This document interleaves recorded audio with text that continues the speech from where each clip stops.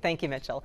Over the next couple of weeks, you'll get to meet the candidates for Topeka's City Council races. The odd-numbered districts and the mayor are on the ballot this November. That includes District 9. It is the area you will see highlighted in yellow. It encompasses part of the west side from Southwest 21st north to the Kansas River and from west of Wanamaker over to Gage Boulevard. We have 3 candidates in this race. Incumbent Michelle Hoferer and Deister already visited. Nick Trammel rounds things out by joining us here today. Welcome to you, Nick. Thank you.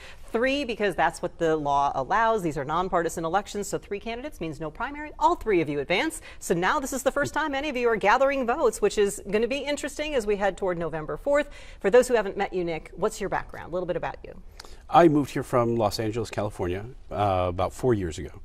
My family has been here for generations. My grandfather came here as a refugee from a revolution, foreign revolution, as a child, and built one of the first minority-owned grocery shops over in Oakland in the 1930s. Then he joined the military in the 40s, and the 50s ran his grocery shop. And he saw a lot of opportunity here, raised his family here, and my parents lived here. And during COVID, Los Angeles was on fire, and feces in the street, shootings under our windows. It was awful. And so as a COVID refugee, I came here and also saw the opportunity that it provides, and I absolutely love it here, and I look forward to the things we're going to do. What are the things that convinced you to run for public office? A lack of options, and just seeing the status quo as completely incapable of meeting the needs of the 21st century. We do not have a nimble and effective city government, which we need to have as automation starts taking jobs and people out of the workforce. So what is one main issue then, and how do we address that? As a city council, how do you address a workforce that's changing? Well, the first and most important, well, there are 2 aspects of that. One is to increase your tax base. 98% of Shawnee County lives in Topeka, but maybe 30 or 40,000 of those people don't pay city taxes, though they get city services, because they live in this ring of wealthy communities outside of Topeka. So, the people who receive services, paying for the services, increases our tax base, but that's only a temporary patch job, because as jobs go away, taxes go down. So efficiency is the other end of that. We need an efficient city government where there's no bloat, there's no overlap, and we're eliminating roles as we can and replacing them with this emerging technology so that we are doing more with less continually, instead of watching our taxes increase as our population who can pay taxes decreases. What else would you say needs to change in city government? When you talk about efficiency, it's kind of that catch-22. People don't really want to pay more taxes, but then if you start talking about cutting positions, people are like, well, you can't cut jobs. So where do you balance those interests? The interest is in the people who are paying taxes. It's, the city government, no government entity is an employment agency, and nor should it be.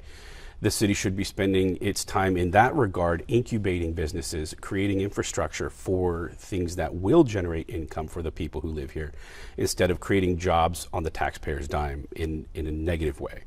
Paying out on the taxpayer's dime is very different than using the taxpayer money to invest in something that pays back dividends to everybody. We've been watching a lot of debate over the past several years now regarding the homelessness issue. What could you bring to the table in that realm, and where do you see the city's role falling there? I see 2 extremes, and it's unfortunate that they're not looking at what is working elsewhere and trying to incorporate it here.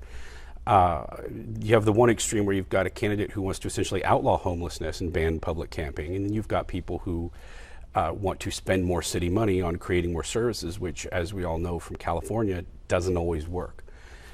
We do have people who have provided outcome-based assessments of things that will work and that do work, but we need to incorporate this in a much larger scale. This needs to be an entire Northeast Kansas community of government issue, because Topeka isn't going to solve it alone, because we receive the homeless, people without housing, from other communities because we have more resources.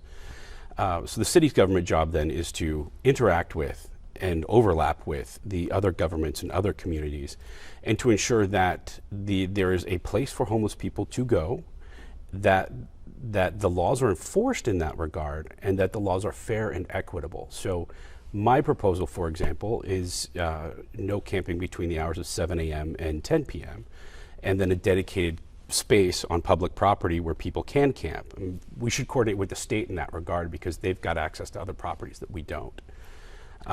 Real quick, just want to ask you about streets because everybody worries about those. What more could we be doing, or are we doing things in a logical manner when it comes to fixing streets? I think we're doing the best we can with what we've got. From everything I've heard from the current city council, they've got the plans in place and the funding in place to work on things in an appropriate manner. We obviously don't want another 12th Street debacle where we cut the city in half for a long time. We do want to piecemeal this out so we're not creating chaos throughout the whole city. And I actually, that's one of the few things I think that is going quite well and will be going well here in 2026-27. All right, something to keep an eye on. This is voter registration deadline day. So if you'd like to take part in your local elections, whatever's going to be on your ballot, be sure you are registered. Nick Trammell, appreciate you. Thank you so very much. We are